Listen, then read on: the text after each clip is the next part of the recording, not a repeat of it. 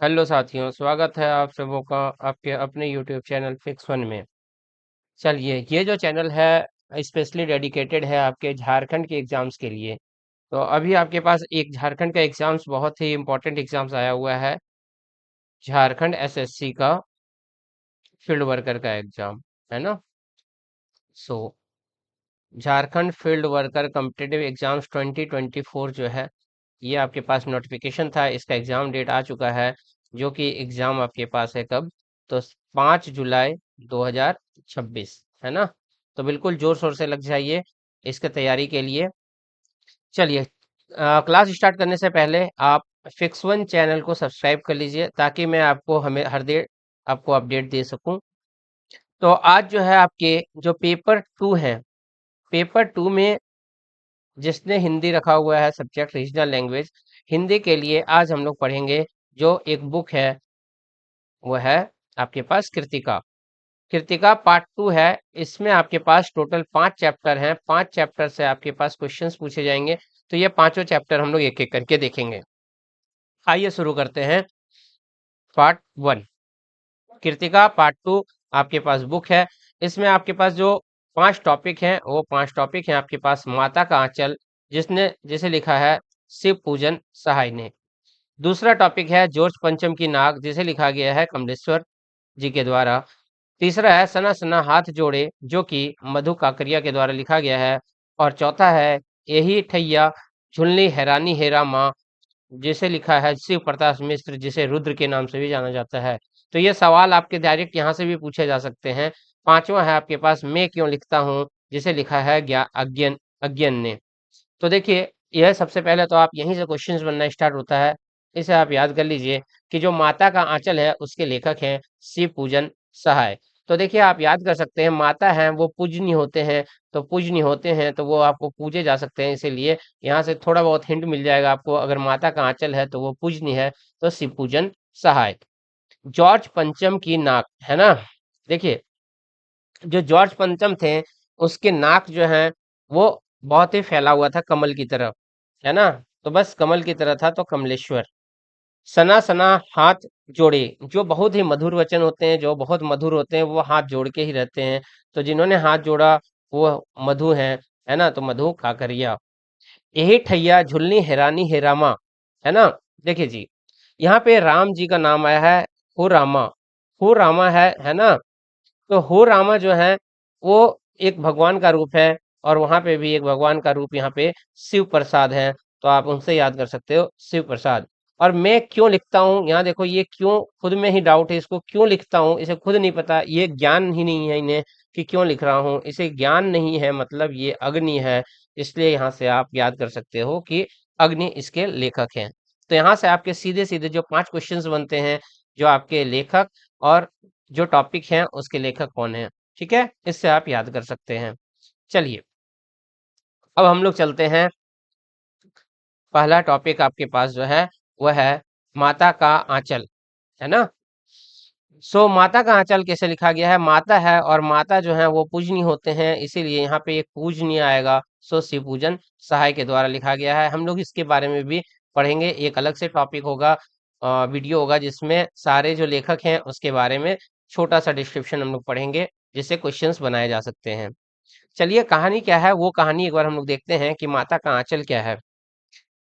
जहां लड़कों का संग, देखो क्या है, जहां लड़कों का संग तहां बाजे मृदंग। जहां पे भी लड़कों का संग है तहां बाजे मृदंग, मतलब वहां बाजे मृदंग, मृदंग बजता है।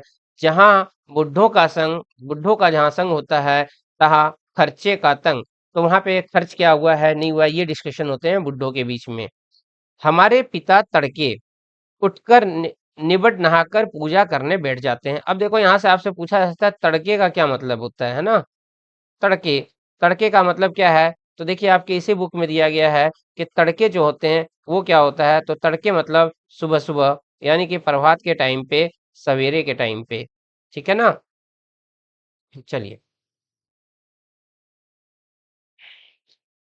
फिर दे रखा है हमारे पिता तड़के उठकर, हमारे पिता जो है वो सुबह सुबह उठकर निपट नहाकर पूजा करने बैठ जाते थे। हम बचपन से ही उनके अंग लग गए थे।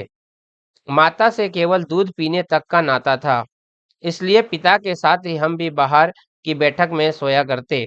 यानी कि पिता के साथ इनका जो संबंध है वो गहरा है। माँ के साथ बस बचपन में ये था कि उन्हें भूख लगती थी तो वो अपने बस भूख मिटाने के लिए माँ के पास दौड़े दौड़े जाके बस वो दूध पिया करते थे। ये लेखक ने कहा है। वह अपने साथ ही हमें भी उठाते और साथ ही नहला धुलाकर पूजा पर बिठा लेते। जो पिताजी हैं वो अपने साथ उठाते थे और नहला धुलाकर अपने साथ बिठा लेते। हम भभूत का तिलक लगा देने के लिए उनको दिक करने लगते थे। जब वो पूजा पाठ करते थे तो तिलक लगाते थे। कौन सा तिलक लगाते थे? तो भभूत की तिलक लगाया करते थे, है ना? तो ये सवाल पूछा जा सकता है कि तिलक किसका लगाया जाता था? तो वो भभूत का तिलक होता था। कुछ हंसकर, कुछ झुंझलाकर और कुछ डांट कर वह हमारे चौड़े लीलार में त्रिपुंड कर देते थे। अब देखिए यहाँ पे 3 वर्ड लिखा हुआ है, 3, यानी कि इनसे आपसे क्वेश्चन पूछा सकता है कि लीलार का क्या मतलब होता है? तो यहाँ पे आप देखिए लीलार का मतलब लिखा हुआ है ललाट, है ना? जो आपके माथे होते हैं, जो फ्रंट जो सामने वाला जो पोर्शन होता है वो आपके क्या होते हैं? ललाट होता है। और चौथे में आपको दे रखा है कि त्रिपुंड में त्रिपुंड कर देते थे। सो त्रिपुंड का क्या मतलब होता है? त्रिपुंड का मतलब होता है आपका कि एक प्रकार का तिलक जिस पे जिसमें ललाट पर 3 आड़ी या अर्धचंद्राकार रेखाएं बनाई जाती हैं। यानी कि ये जो है ऐसे आपके पास ललाट लगाए जाते हैं या फिर ऐसे 3 लकीर होते हैं, है ना? ये आपके पास इस टाइप से जो बनाए जाते हैं उसे आपको त्रिपुंड कहते हैं। हमारे लीलार में भभूत खूब खिलती थी। लेखक कहते हैं उसके लीलार में भभूत खूब खिलती थी। सिर में लंबी लंबी जटाई थी। उनके जो जटाएं हैं वो लंबी लंबी थी। भभूत रमाने में हम बम भोला बन जाते थे। क्या बन जाते थे वो? बम भोला बन जाते थे भभूत लगाकर। पिताजी हमें बड़े प्यार से भोलानाथ कहकर पुकारा करते थे। सो आपसे ये पूछा जाता है कि पिताजी हमारे जो राम पूजन है उनको किस नाम से बुलाया करते थे? सॉरी, शिव पूजन को किस नाम से बुलाया करते थे? तो शिव पूजन जो इसमें जो कैरेक्टर है उसे भोलानाथ कह के बुलाया करते थे, है ना? भोलानाथ, क्योंकि वो बहुत ही भोले थे इसलिए इन्हें भोलानाथ कह के बुलाया जाता था। पर असल में हमारा नाम तारकेश्वर नाथ है। तो इनका नाम जो है एक्चुअल नेम क्या है? वो है तारकेश्वर, है ना? सो ये ध्यान रखेंगे नाम, इसमें काफी पूछा जाता है। तारकेश्वर नाथ ओरिजिनल नेम जो है वो तारकेश्वर नाथ था, जबकि उन्हें बुलाया किससे जाता था? भोलानाथ के नाम से।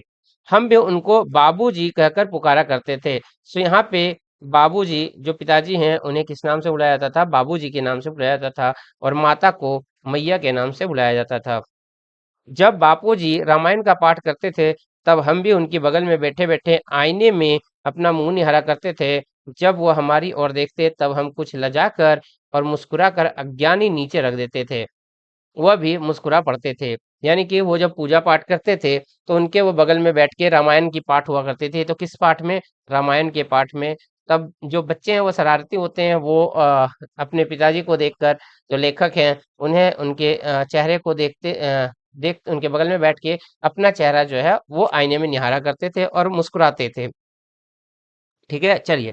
पूजा पाठ कर चुकने के बाद वो राम राम लिखने लगते।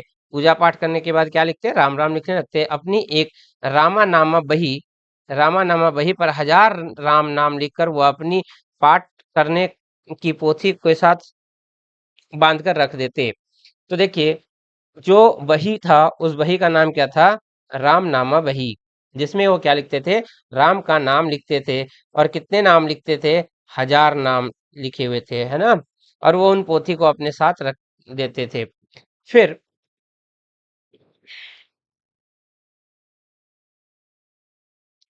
फिर 500 बार कागज के छोटे छोटे टुकड़े, कितने? 500 बार कागज के छोटे छोटे टुकड़ों पर राम नाम लिखकर आटे की गोलियों पे लपेटते और उन गोलियों को लेकर गंगा जी की ओर चल पड़ते। तो पूछे जा सकते हैं कितने बार कागज में? तो 500 बार, है ना? कितने बार? 500 बार। और किनका नाम लिखते थे? सो राम का नाम लिखते थे।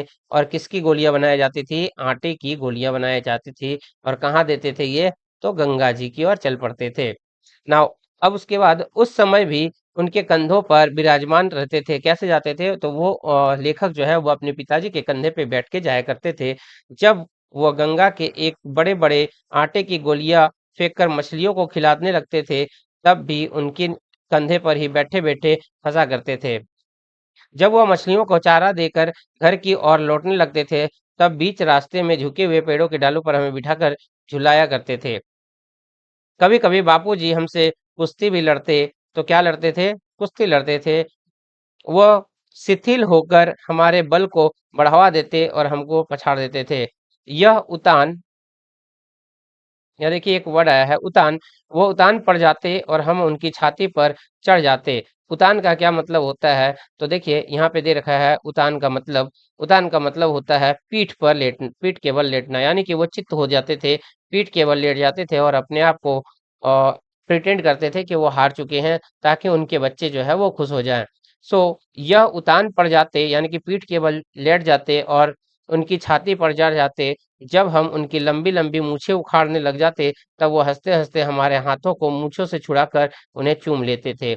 यहाँ पे ये दिखाया गया, ये दर्शाया गया है कवि के द्वारा कि उनके पिताजी की मूंछों को भी अगर वो छेड़ते थे, उनको खींचने की कोशिश करते थे, तो वो भी मुस्कुराकर उन्हें हटा दिया करते थे, उन्हें डाँटते नहीं थे और प्यार से उनके हाथों को चूम लेते थे।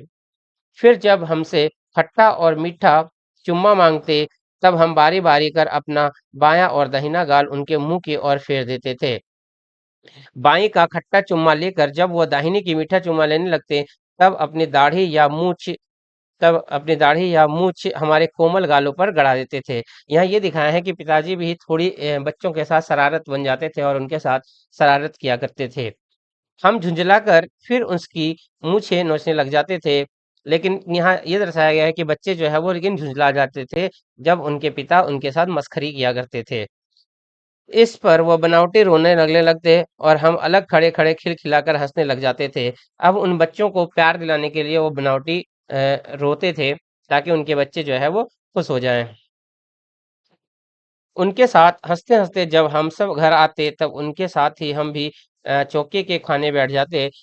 अ, वह हमें अपने ही हाथ से फूलों के एक कटोरे में फूलों फूल के एक कटोरे में गोरस और भात सान कर खिलाते थे। सानकर मतलब क्या होता है? ये देखिए यहाँ पे एक वर्ड दिया हुआ है सानकर। सानकर का क्या मतलब होता है? मिलाना या लपेटना या गूँथना, है ना? जैसे बोलते हैं कि आटा सान देना मतलब मिलाना, गूँथना या लपेटना। जब हम खाकर अफ़र, अफ़र का क्या मतलब होता है? अफ़र मतलब भर पेट से अधिक खा लेना, यानी कि अत्यधिक आप जब खाना खा लेते हो, हम जब हम खाकर अत्यधिक खाना लेते थे, जाते तब मैया थोड़ा और खिलाने के लिए हठ करती थी। माता जी का एक ये होता है कि बच्चे जितने खाते हैं उनसे ज़्यादा एक और थोड़ा-सा ज़िद होता है कि खा लिया जाए, ये दर्शाया गया है। वह बाबूजी से कहने लगती, "आप तो 4-4 दाने का कौर बच्चे के मुँह में देते जाते हैं, इससे वह थोड़े खाने पर भी समझ लेता है और हम बहुत खा गए।" इनका कहने का तात्पर्य है कि माताजी जो है उन्हें खिलाने के लिए उनके पिताश्री को बस ऐसे ही थोड़ी-सी बच्चों के सामने डाँट दिया करते कि आप थोड़े-थोड़े खाना खिला रहे हैं। आप खिलाने का ढंग नहीं जानते हैं, बच्चों का भर मुँह कौर खिलाना चाहिए। और वो उन्हें सिखाती है कैसे खाना खिलाया जाता है। जब खाएगा बड़े-बड़े कौर, तब पाएगा दुनिया का ठोर। देखिए यहाँ एक वर्ड आया है और ठोर। ठोर का मतलब क्या होता है कि तब वो जानेगा कि दुनिया में क्या स्थान है, क्या वहाँ अवसर हैं, इसके बारे में वो जानेगा। नाउ देखिए, मैं खिलाता हूँ, फिर वो कहती है मैं खिलाती हैं, कैसे खिलाते हैं वो देखिए। मर्दुई क्या जाने कि बच्चों को कैसे खिलाना चाहिए, मर्दुई मतलब जो मर्द होते हैं वो कैसे जाने, क्या जाने कि बच्चों को कैसे खिलाना चाहिए। और मथारी, मथारी मतलब कि जो माता होती हैं, है ना? मैया के हाथ के खाने पर बच्चों का पेट भी भरता है। और ये कहते हैं कि माँ के हाथ से खाने से बच्चों का पेट भर जाता है। यह कह वह थाली में दही भात, क्या शांति है? दही भात शांति और अलग-अलग तोता, मैना, कबूतर, हंस, मोर आदि बनाकर, यानी कि वो उसपे दाल भात, दही भात देती और उन्हें अलग-अलग छोटे-छोटे गोले बनाते, जैसे तोता, मैना, कबूतर, हंस इन नामों से उनका गोला बनाते आदि के बनावटी नाम से कोर बनाकर यह कहते हुए खिलाई जाती कि जल्दी खा लो नहीं तो उड़ जाएंगे। बच्चों को खिलाने का एक तरीका दिखाया गया है कि कैसे बच्चों को खाना खिलाते हैं। पर हम इतनी जल्दी उड़ा जाते थे कि उड़ने का मौका ही नहीं मिलता, यानी कि बच्चे बहुत जल्दी जल्दी खाना खा लेते थे इस डर से कि कहीं खाना जो है वो उड़ ना जाए। जब हम सब बनावटी चिड़िया को चट कर जाते थे, तब बापूजी कहने लगते, अच्छा अब तुम राजा हो, जाओ खेलो। यानी कि जब उनके पेट भर जाता वो खा लेते तो वो कहते कि अब आप राजा हो गए हो, खाना खा लियो, अब जाके खेलो। बस हम उठकर उछलने कूदने लगते, फिर रस्सी में बांधा हुआ काठ का घोड़ा लेकर नंगा धड़ंग बाहर गली में निकल जाते। क्या लेकर निकल जाते थे? तो वो काठ का घोड़ा लेकर निकलते थे खेलने के लिए। चलिए, जब कभी मैया हमें अचानक पकड़ पाती, तब हमारे लाख छटपटाने पर भी एक चुल्लू कड़वा तेल, है ना, देखिए यहाँ पे एक चुल्लू कड़वा तेल जो है वो क्या होता है? तो एक चुल्लू कड़वा तेल जो होता है वो होता है सरसों का तेल। ठीक है ना?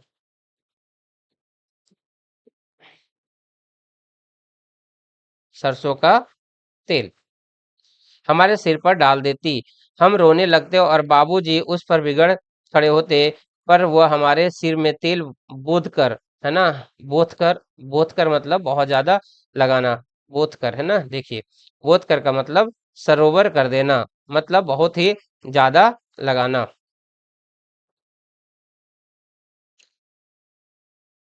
हमें उबटकर ही छोड़ती थी।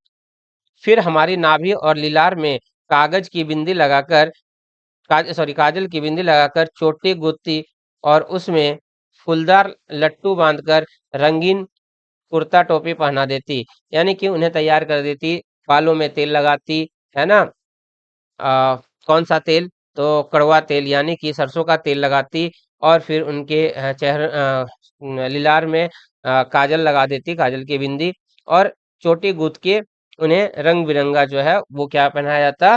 कुर्ता टोपी पहना दिया जाता, है ना। तो ये ध्यान रखना, क्या पहनाया जाता था? तो कुर्ता टोपी पहना देती थी। हम खासे कन्हैया बनकर बाबूजी की गोद में खिसकते खिसकते बाहर आते। क्या बन जाते वो? फिर कन्हैया बन जाते। बाहर आते ही हमारे बाट जोहने वाले बालकों का एक झुंड मिल जाता। क्या जोहने वाला? बाट जोहने वालों का। हम उन खेत की साथियों को देखते ही सिसकना भूलकर बाबूजी की गोद से उतर पड़ते और अपने हमजोलियों के दल में मिलकर तमाशे करने लग जाते। तमाशों भी ऐसा वैसा नहीं, तरह तरह के नाटक, चबूतरे का एक कोना ही नाटक घर बनता था। बाबूजी जिस छोटी चौकी में बैठकर नहाते थे वही रंगमंच बनता। उसी पर सरकंडे के खंभे का कागज की चंदोआ बनाकर, चंदोआ तानकर मिठाई की दुकान लगाई जाती। अब यहाँ पे एक और नया वर्ड आया है, चंदोआ। क्या होता है? चंदोआ का मतलब होता है कि एक छोटा सा सामियाना बनाना, है ना, छोटा सा एक सामियाना। सो ये हो गया सामियाना बनाना। ठीक है जी। चलिए, आगे दे रखा है, उसमें चीलम के खंभे पर कपड़ों के थालों से ढेल के लड्डू, पत्तों की पूरी कचौरियां, गीली मिट्टी की जलेबियां, फूटे घड़े के टुकड़ों के बतासे। किसके बतासे बनाए जाते थे? तो बतासे बनाए जाते थे फूटे घड़े के टुकड़ों से, है ना। किससे बनाई जाती थी? जलेबियां बनाई जाती थी गीली मिट्टी से। और पूरी कचौड़ी जो बनाई जाती थी वो पत्तों की बनाई जाती थी। और लड्डू जो है वो किसके बनाए जाते थे? तो कपड़े के थालों के ढेले के लड्डू, है ना, किसके? तो चीलम के खोचे पर, चीलम के खोज जो होते हैं उस पे खोचों पर कपड़ों के थालों में लड्डू बनाए जाते थे, है ना। आदि मिठाई सजाई थी। ठिकरों ठिकरों के बटखरे और जस्ते के छोटे छोटे टुकड़े के पैसे बनाए जाते थे। ठिकरों के बटखरे बनाए जाते थे, जो ठिगरे थे उसके बटखरे बनाए जाते थे, जिससे कि वजन नापा जाता है। और जस्तों के छोटे छोटे टुकड़े को पैसे बनाए जाते थे, और जो जस्ते थे उसके छोटे छोटे टुकड़े को क्या बनाया जाता था, पैसे बनाया जाता था। हम ही लोग खरीदार और हम ही लोग दुकानदार होते थे। बाबूजी भी दो चार गोरखपुरिये पैसे खरीद लेते थे ना। अब क्या था, आगे थोड़ी देर में मिठाई की दुकान बढ़ाकर हम लोग घरौंदा बनाते थे, फिर मिठाई की दुकान को बदल के फिर घरौंदा बना दिया जाता था। धूल की मेड़ दीवार बनती, जो धूल की मेड़ थी उनसे दीवार बनाए जाते थे, तिनकों का छप्पर बनाया जाता था, दातुन से खंभे बनाए जाते, दिया सलाई से पेटियों के किवाड़ और घड़े के मूढ़े की चूल्हा चक्की बनाई जाती थी, और दिए की कढ़ाई और बापूजी का पूजा वाली आचमी जो है कलछी बनती थी। जो बाबूजी की पूजा की आचमनी जो थी वो क्या बनाया जाता था, उसे कलछी बना दिया जाता था ना। पानी के घी, धूल के धूल के पिसान और बालू की चीनी से हम लोग ज्योनार, है ना, यहाँ पे एक वर्ड वर्ड आया है, नया सा वर्ड आया है ज्योनार। ज्योनार मतलब कि जो कि भोज करते थे, ज्योनार तैयार करते यानी कि भोज तैयार करते, जो खान पीन जो होता है वो तैयार किया जाता था, भोज तैयार करते। हम ही लोग ज्योनार करते और हम ही लोगों को ज्योनार बैठती थी, यानी कि खुद ही आयोजन करते और खुद ही भोज खाते थे। जब पंगत बैठ जाती थी तब बाबूजी भी धीरे धीरे आकर पात के अंत में जिमने के लिए मतलब कि भोजन करने के लिए, है ना, जिमने मतलब भोजन। बाबूजी भी भोजन के लिए बैठ जाते थे। उनके बैठते देखते ही हम लोग हंस हंस कर और घरौंदा बिगाड़ कर भाग चले जाते थे। वह भी हंसते हंसते लोटपोट हो जाते और कहने लगते, फिर कब भोज होगा भोलानाथ। फिर वो मुझसे पूछे कि फिर से कब भोज होगा, है ना। चलिए, आज जो है हम लोग देखे यहाँ तक का वीडियो, कि जो कहानी है ना, उस पे हम लोगों ने यहाँ तक देखा। बाकी जो है वो नेक्स्ट पार्ट अगले वीडियो में हम लोग देखेंगे। ओके, तब तक के लिए आप वीडियो को शेयर, सब्सक्राइब और लाइक कर ले। आपका यूट्यूब चैनल फिक्स वन।